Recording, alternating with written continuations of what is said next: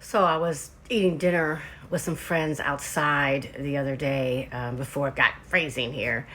And there was clearly a table of work people. I actually went up to them later and said, "You guys, guys work together on a global team." You could tell like they were just meeting for the first time, like since COVID.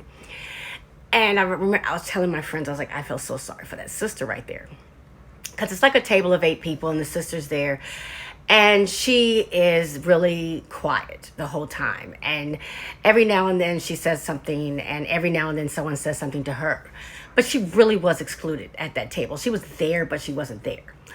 And you know I too, just a second ago, was downstairs in my apartment building.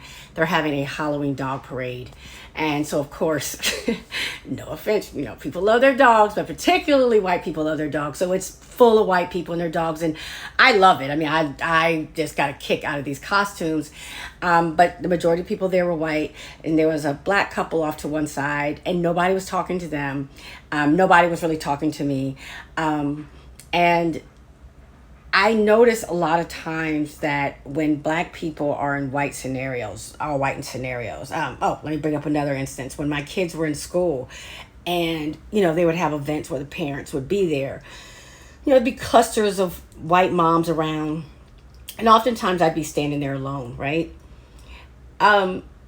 It's lonely. I don't think a lot of people will admit that, but it's lonely. And what's interesting to me is a lot of people who say Black Lives Matter, they're down for black people, they're all about diversity and inclusion. They don't do something as simple as look around and see if the people who are different, because we are drawn to people similar to us. It doesn't mean you're racist. Don't get upset because you're not associating with each other.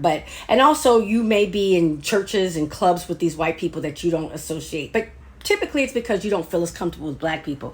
If you call yourself being anti-racist or about Black Lives Matter, reach out and talk to some people. As odd as it may be, just reach out. If you see, if you see someone standing by themselves, have a conversation. Ensure that the black person at the table is actually not just at the table but participating in the conversation and feels welcome.